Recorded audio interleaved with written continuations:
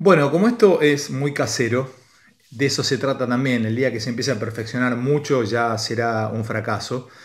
Eh, el crack de Ozzy Lescano me hizo comprar o compramos para nuestro humilde canalcito de filosofía este micrófono que lo armé acá medio casero. Este es un portacelular y ahora es un portamicrófono.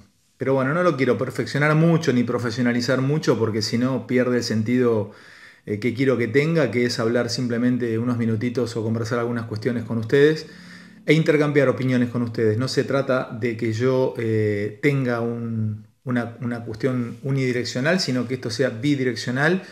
Y leí muchísimos comentarios y sigo sorprendido gratamente, no solo por lo que penetra y por lo que gusta la filosofía, sino también por la cantidad de cosas que ustedes tienen ganas de que conversemos a lo largo del tiempo. Algunos han propuesto Merleau-Ponty, otros han propuesto la cuestión del tiempo, otros han propuesto la cuestión de la inmortalidad del alma o de la muerte. Bueno, iremos pasando algunos temas a lo largo del canal. Quiero contarles también y decirles que en filosofía no hay nada que no pueda discutirse, o por lo menos así yo entiendo la filosofía. Y también es difícil transitar entre el fino límite de la divulgación, decir pavadas, decir cosas que muchas veces no son así, porque cuando uno divulga o trata de bajar a tierra algunas cosas que estudió o que trabajó, corre el riesgo de simplificarlas demasiado, entonces no es una buena divulgación. Y yo siempre trato de irme más para el lado de que no se entienda que para el lado de que se entienda todo.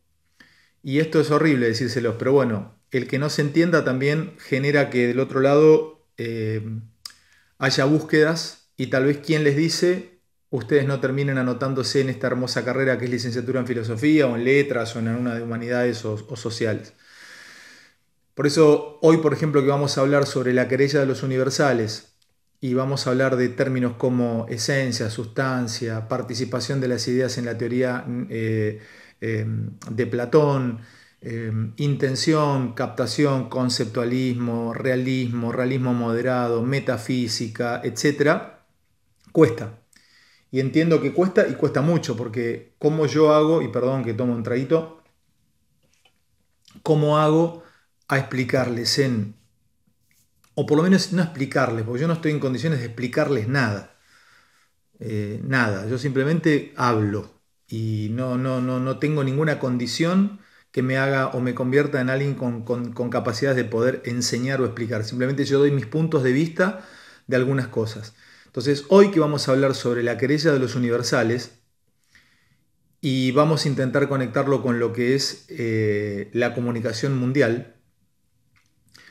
Yo le llamaría hoy la querella de los celulares, así como Guillermo de Ockham planteó la querella de los universales, que no fue el primer nominalista, porque acá hay otro concepto muy difícil de entender, si es que no se le pone un poquito de garra al tema. La querella de los universales nació como justamente el choque de dos formas de entender el conocimiento o entender las cosas, la ontología general de las cosas, del universo, el ser de las cosas. El nominalismo por un lado el realismo o los universales por el otro. Una mirada escolástica por un lado, típica, muy pregnada por el pensamiento cristiano, sobre todo aristotélico tomista, y el otro que también pensó en la escolástica, en el mundo escolástico, porque Guillermo de Ockham vivió entre el 1200 y 1300, penetró los dos siglos y no se había salido aún, ni siquiera se había penetrado en lo más profundo del pensamiento escolástico. Pero el desafío para un canal como este es justamente poder conectar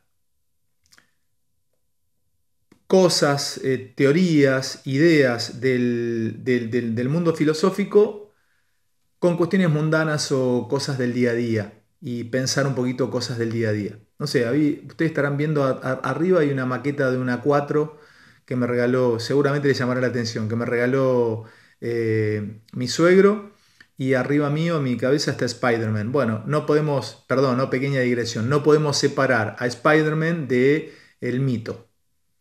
¿ok? No podemos separarlo del mito de Hércules, qué sé yo, pero algún día lo vamos a conversar eso también. Y después ahí en la biblioteca sí que muchos harán capturas de pantalla y verán lo que hay.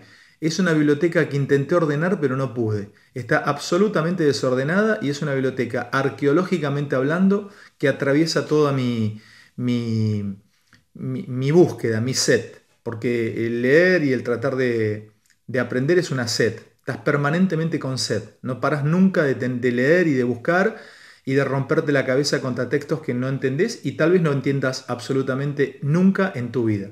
Y después uno que el otro día también me dio, perdón, ¿no? Pequeña digresión como les digo, me dice, Fanta, tenés los tomos de Borges al revés. Es cierto, tengo los tomos de Borges al revés, pero será que los busco a veces, leo alguna cosita y los vuelvo a poner. Alguna vez Antonio Carrizo, un maestro del periodismo, Antonio me dijo en Radio Rivadavia, Fanta, dice, lee a Borges para afinar el instrumento. Y lee poesía de Borges para afinar tu instrumento, para poder hablar mejor al aire. Porque a veces cuando uno lee todos textos técnicos o ligados al mundo en el que estudia o le gusta, te volvés muy termo y no tenés más, no tenés sinónimos, no tenés palabras, te ponen... A mí me pasa eso, yo tengo vacíos mentales porque claro, permanentemente voy a los textos que leo, pero son muy técnicos, o sea, no sé, leo Foucault, si bien está muy bueno leer los textos de Foucault o leer, qué sé yo, Husserl o leer, ahora para esta charla retomé todo el mundo aristotélico tomista, volví otra vez a los presocráticos, pasé por el mundo medieval también, pero bueno, si bien hay riqueza conceptual y riqueza científica, podríamos decir, o riqueza filosófica, a veces, y bueno, no hay un vuelo como el que te puede dar literatura como la de Borges. Pero bueno, pasemos a nuestro punto de hoy. El punto de hoy es cómo vamos a conectar o cómo voy a intentar conectar el nominalismo o la querella de los universales de Guillermo de Ockham con la comunicación y el mundo de los grandes medios hoy. Hoy no es hoy solamente, es siglo XX entrando al siglo XXI. Yo llamo o renombro a la querella de los universales como la querella de los celulares. Empecemos por el principio y intentemos desandar este camino. Les aviso que no es fácil. De nuevo, no es fácil. Y si alguno se queda colgada o colgado con algún término, está bueno que se lo trabaje al término. Lo he contado muchas veces, amigos míos, incluso me ha tocado algún seminario en la universidad donde estudié y me pasa que, por ejemplo, yo para entender la diferencia entre esencia y sustancia en Aristóteles estuve 3 años. Y ustedes dirán, ¿pero cómo? Y difícil, porque el término es polisémico, porque a veces habla de sustancia, a veces habla de esencia. Es muy complicado entender a veces un término muy tontito, muy choto al tirarlo al aire, esencia, sustancia, y uno de ustedes del otro lado que por ahí es filósofo o trabaja estos términos, mira, no, Fanta no es sustancia en Aristóteles esto. Bueno, por eso es absolutamente interpretativo, pero es muy difícil poder continuarlo o seguirlo. Primero tenemos que hablar de qué chocaron, qué trenes chocaron, o sea, qué máquinas se embistieron de frente. La máquina del nominalismo y la máquina de los universales, pero son dos formas de entender el mundo. La máquina de los universales, la máquina que venía, diríamos que son dos locomotoras de pensamiento que terminan colisionando. Una locomotora de pensamiento, que era la locomotora del pensamiento de los universales. Vamos a empezar con esta máquina o con este monstruo que choca Godzilla versus King Kong. Bueno, vamos a tomar entonces a King Kong. King Kong, de un lado, una manera de pensar el mundo de la escolástica cristiana, el mundo de los universales, y ahí empiezo. Una de las preguntas centrales de la historia de la filosofía es ¿qué se puede conocer? ¿Cómo se conoce? ¿Y qué es posible de conocer más allá de los sentidos? Esto lo venían planteando los presocráticos, pero el que se pone a pensar seriamente a desarrollar un sistema de ontología o de nociología o de conocimiento es diríamos Sócrates, y luego lo estabiliza o lo plantea en un sistema Platón. En la academia de Sócrates y la academia platónica, básicamente la academia platónica, es uno de los lugares de enseñanza y de pensamiento que más duró en la historia, porque duró casi 900 años. Desde que nació hasta que fue, si no me acuerdo mal, suprimida por Justiniano. Pero lo que empieza planteando Platón, y esto va a llegar al concepto de universales, es que todo lo que vemos aquí abajo, todo lo que tenemos ante nuestros ojos, son simplemente copias de lo perfecto que está en el cielo de las ideas.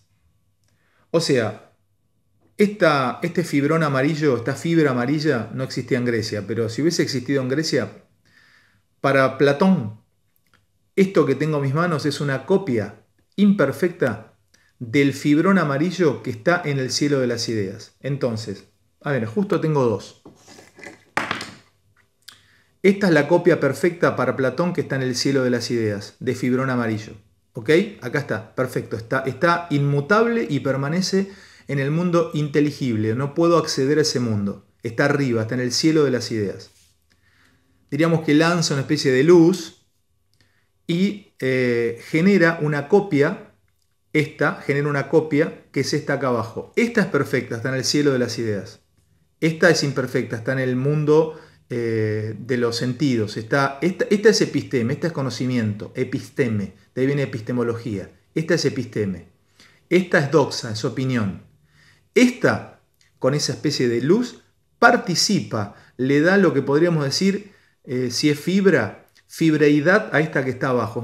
Es difícil, es oscuro, pero bueno. Si no empezamos entendiendo Platón, con una de las tantas cosas que pensó Platón, no podemos llegar a entender el concepto de universales, ni tampoco de nominalismo.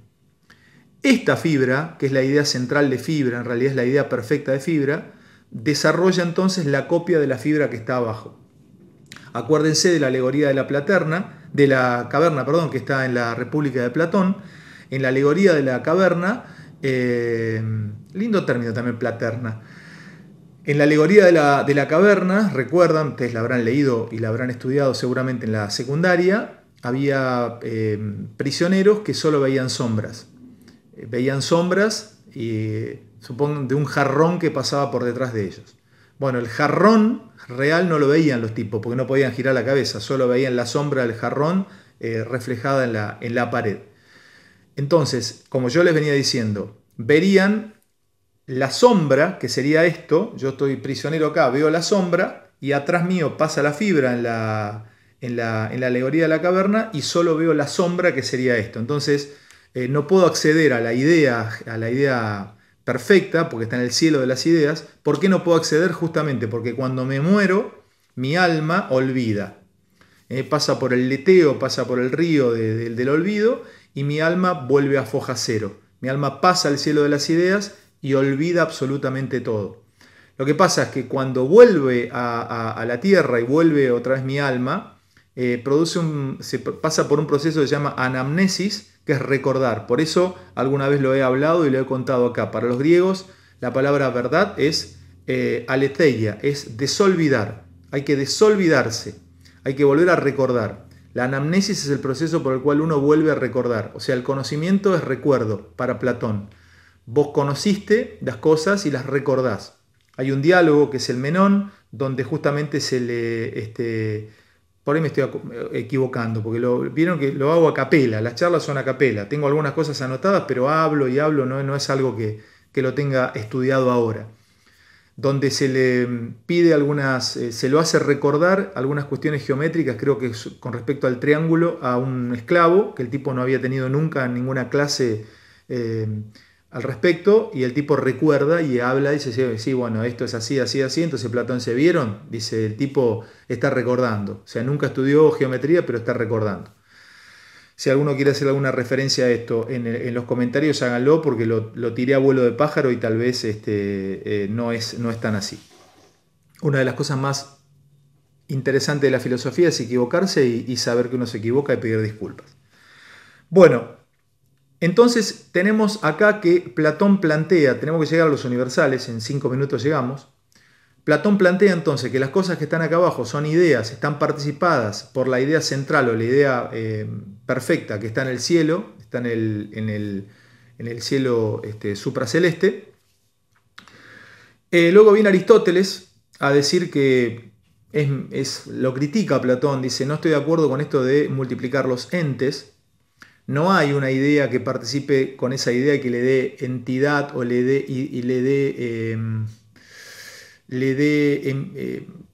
existencia a las cosas en este mundo, sino que la esencia de las cosas, así como reitero, Platón decía que la esencia de esto le da vida a lo que está abajo, Aristóteles viene a decir que la esencia está en la cosa misma. Básicamente que en esta fibra está la forma de ser fibra, está la esencia de fibra, unida a la materia de ser fibra. Entonces en este caso hay plástico, hay un color que es el color verdoso o amarillo, pero está la esencia de ser fibra, que para Aristóteles podría decir que es la fibreidad, si quieren tomar un neologismo. Pero atención, no viene dada, está en el objeto mismo, está en el ente mismo. Por eso la teoría de Aristóteles es hilemórfica, es hile y materia, es materia y forma. Básicamente dice Aristóteles, no tenés que andar pensando en un cielo, sino que las cosas se tienen ya cada una su esencia y su forma. Y dice Aristóteles, vos podés captar la esencia, la forma de las cosas mentalmente. Por eso la realidad es la conexión entre lo que se piensa y lo que se ve. De nuevo Aristóteles plantea que el más confiable de los sentidos es el sentido de la vista, etcétera, etcétera. Eso está en la metafísica que algún día vamos a leer juntos. Entonces ya pasamos a dos pensadores. Tenemos dos pensadores. Tenemos a Platón con el cielo de las ideas y tenemos a Aristóteles que dice que la esencia de las cosas está en la cosa misma, en el ente mismo. De acá vamos a saltar, después pasan los neoplatónicos, es muy interesante, vienen viene el San Agustín y hay un montón de pensadores muy interesantes también, interesante para los nerds pero de la filosofía, pero está Porfirio, está Boecio, está Plotino, y después ya entramos a los escolásticos que empiezan a redescubrir a Platón y Aristóteles, sobre todo con dos pensadores árabes, Averroes y Avicena, que fueron traídos justamente porque los árabes rescataron estos textos, los textos aristotélicos, los tradujeron al latín, o muchos tradujeron al latín, y también había un cambio en el mundo en ese momento, que era la llegada de un emperador llamado Carlomagno, que hace nacer las escuelas filosóficas medievales. Con Carlomagno la iglesia entra a los palacios y nacen las primeras escuelas filosóficas. Se une el palacio con la escuela filosófica. Entonces ahora no hay división entre la iglesia y el pensamiento filosófico. Había tres tipos de escuelas, las monacales, las palatinas y las episcopales. O sea, había catedrales, monasterios y había palatinas. Esto es el germen de las universidades. Nacen las universidades. Y nace algo muy interesante en este mundo que venía a nacer, que es la disputa, la disputatio. O sea, los tipos aprendían disputando ideas o disputando teorías rivales. O sea, también nace la fe articulada a la razón. O sea, ahí no podés, ahí había una famosa frase que era cree para entender y entiende para creer. Pero entonces la filosofía nace subordinada a la iglesia, a la teología, no se puede separar en un primer momento. Estamos en la escolástica con pensadores como San Abelardo, San Alberto, etcétera, etcétera. Y tenés ahí el trivium como elemento filosófico. El trivium enseña gramática, retórica y lógica para llegar al punto de los universales. ¿Por qué la lógica no puede partirse en este momento del pensamiento escolástico? Porque utilizan la cópula ser. Entiendan esto porque es muy complicado. Cópula significa unión, conexión, cópula, no es Guillermo Cópula, es un término latino, cópula, conexión. En gramática, la cópula es, conecta al sujeto y el predicado. Entonces, ontológicamente conecta. Si yo digo Alejandro es alto, está conectando a Alejandro, que soy yo, que soy un ser, me da entidad, me da existencia ontológica, en la cópula es alto, es un accidente aristotélicamente hablando. No es en sí mismo el ser alto, es en el ente. Ustedes nunca vieron lo alto caminando por la calle. Ustedes nunca vieron lo chiquito caminando por la calle. Ustedes nunca vieron el número 2 caminando por la calle, la esencia del 2. Ustedes nunca vieron el azul caminando por la calle. Ustedes vieron el azul en un auto. Ustedes vieron el azul en un sombrero, pero nunca el azul caminando por la calle. Bueno, esto es lo que va a dar a discutir sobre los universales existentes o no. Incluso empiezan las primeras discusiones sobre la creencia de los universales, la da un monje que se llamaba Retramno, que discute con un monje también de su zona, donde Retramno le dice que hay una sola alma que engloba, que participa a todas las almas del mundo. Y el otro monje le dice, no, mentira, hay polipsiquismo, no hay monopsiquismo, hay polipsiquismo, sí que viene de alma. Entonces se empieza a discutir esto sobre si cuando nosotros decimos que algo es azul, viene dado por lo azul como universal, como esencia que penetra lo azul, o si que decimos que es azul o decimos que es azul porque todos convenimos desde abajo para arriba que el azul es eso llamado azul. Entonces empezamos con esa especie de querella, empezamos a empezar a discutir la discusión sobre qué significa decir que algo es. Entonces viene sobre si, tengo algunas cuestiones también como algunos disparadores acá. Entonces es, si, como decía Guillermo de Ockham, las cosas se nominan, porque hubo muchísimos nominalistas antes que Guillermo de Ockham, otros Rossellino, por ejemplo, ¿no? Fue un gran nominalista. Entonces, las cosas son porque repetimos algo y lo decimos de muchas cosas desde abajo, o las cosas son y tienen nombre porque vienen dadas por una esencia, como decía Platón, de la idea, o como decía Aristóteles, sustancia o forma en el ente en sí. Reitero, las cosas, ¿qué piensan ustedes? Una manzana. Es manzana porque nosotros desde aquí abajo, desde siempre le decimos manzana y le ponemos el nombre manzana. Entonces yo le digo manzana, vos le decís manzana, otro le dice manzana y consideramos que eso es manzana. Y es roja porque todos consideramos que es rojo, o es manzana así nosotros no existiéramos. Ustedes me van a decir, sí, claro, la fruta existiría si nosotros no existiéramos, pero ¿sería manzana? ¿O es un nombre? La nominamos manzana. Le ponemos el sello de que es manzana. Es una pregunta para hacerse. ¿Qué creen ustedes? ¿Vienen dadas las cosas? ¿Hay esencia en las cosas? ¿Hay sustancia en las cosas? ¿O nosotros nombramos las cosas? Bueno, este es uno de las grandes discusiones de la filosofía, porque después también entran a debatirlo en el iluminismo y también pasamos a los lingüistas y tantas otras cosas. Pero bueno, o sea, Guillermo de Ockham no inicia la querella de los universales, la radicaliza. No empieza el límite del conflicto. El tipo dice, no, miren, ¿saben qué? El universal no es solamente nada más que un soplo de voz.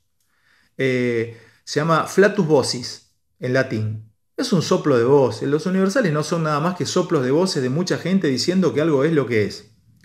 Así que esto que ustedes están planteando, le dice a los escolásticos, como algo que definitivamente es, no es. Lo construimos nosotros de abajo para arriba.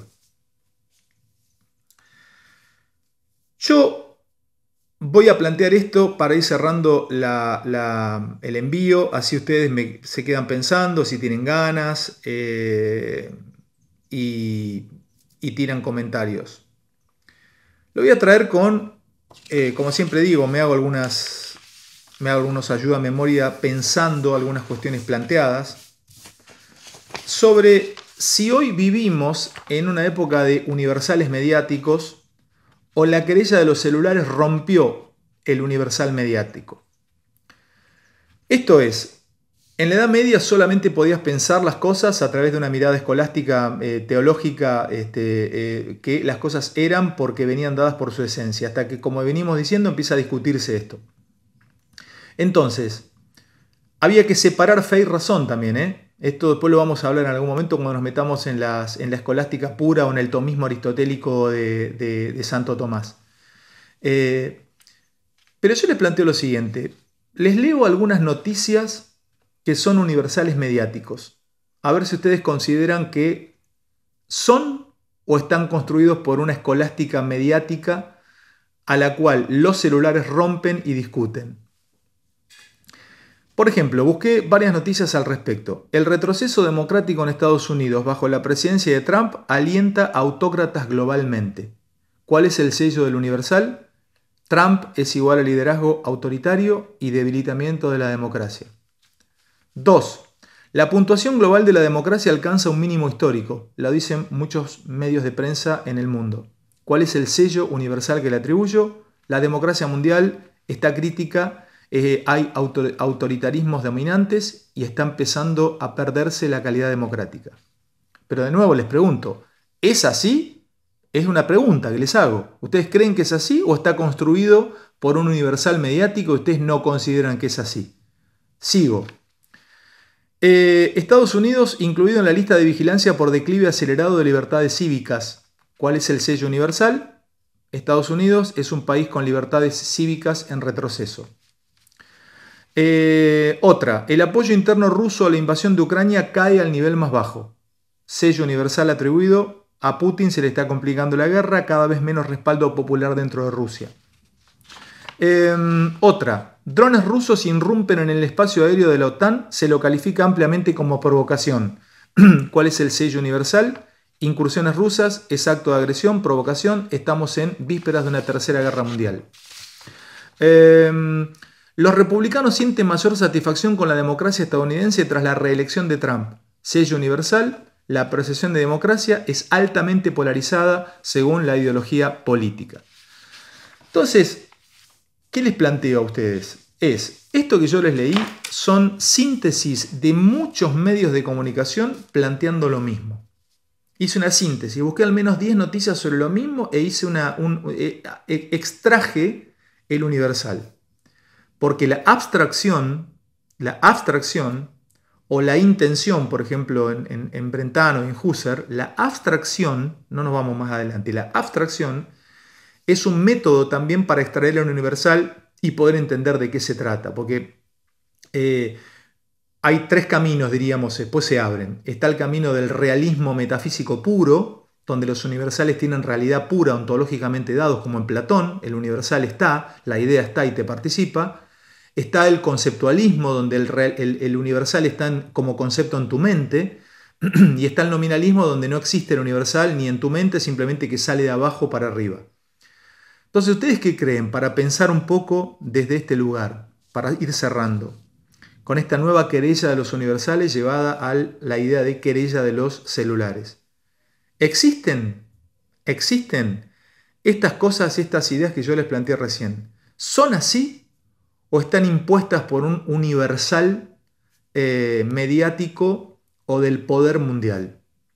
Piénsenlo en lo que quieran. Messi es mejor que Maradona. Maradona es mejor que Messi. A mí se me ríen cuando digo que a mí Riquelme me gustaba más jugando al fútbol que Messi. Porque desafío desde mi lugar la idea dominante de que Messi, Maradona y Pelé fueron los mejores de la historia. Bueno, para mí Riquelme está entre los mejores 3 jugadores de la historia mundial. Dije Riquelme, sí. Y ustedes dirán, vos estás loco. Bueno, perfecto, yo lo desafío. Entonces, desafío a lo universal instalado. Desafío eso. Lo desafío desde una red social, porque yo soy conocido y tengo un canal de comunicación que es Neura y tengo mis redes sociales y tengo este canal. Pero ustedes podrían desafiarlo desde TikTok, desde X, desde Instagram. Entonces, no estamos ante la presencia de una nueva querella de los universales. Hoy, para hacer una analogía, una conexión, los universales instalados por las grandes comunicaciones o los grandes comunicadores o los grandes centros de poder mundial. Yo no soy de izquierda, yo no soy un zurdo, yo no estoy planteándolos en términos anticapitalistas. Por favor, yo lo planteo filosóficamente. Quiero que ustedes me lo digan en los comentarios. ¿Hay universales? Estas ideas que yo les planteé y pueden agregar más en los comentarios si los leo, ¿son así o son construidas?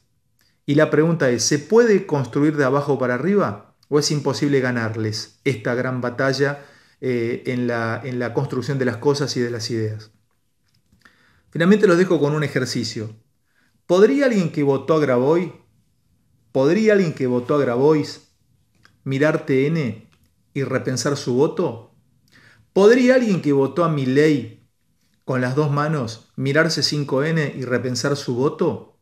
Bueno, vamos abriendo el camino para un pensador extraordinario que se llamó Edmundo Husserl, uno de los padres de la fenomenología, que planteaba un concepto hermoso en filosofía que se llama epogeo suspensión de juicio. Así como también hablaba de la intención y de la captación o llegar a la esencia, plantear la suspensión del juicio de lo que se piensa para poder llegar a la idea o a la esencia de las cosas. Suspender el juicio sobre las cosas. Perfecto. Esta sería entonces, desde la duda personal, llegar a la duda de las cosas. Querellar lo que se trae a través del celular. Plantear lo que se trae a través del celular. Ustedes lo están haciendo. Muchos de ustedes me critican los videos, se enojan, me dicen cualquier cosa. Está perfecto, es aceptable. Me están querellando desde sus celulares. Entonces, esto es lo que yo planteo, abriendo el camino a la fenomenología. Fenomenológicamente construir cada uno de nosotros los fenómenos. Kantianamente hablando, Kant fue muy humilde con esto, dijo que hay una cosa en sí a la cual no se accede, que es lo neuménico, y que lo que yo puedo conocer es solamente lo fenoménico, a través de mis sentidos y después de la construcción de las categorías que pasan por mi cabeza y por mi mente. Entonces, la vida cotidiana nos lleva, creo yo, a pensar el mundo a construirlo y no como un mundo objetivo dado. Claramente estamos en una etapa que Guillermo de Ockham festejaría, llamada la querella de los celulares. Sé que queda corto, llevamos 32 minutos de charla no, en realidad de mi exposición, que ustedes pueden estar a favor o no. Queda mucho más para seguir hablando porque es uno de los momentos rupturistas de la historia del pensamiento, los universales versus los nominalistas. Abrazo para todos.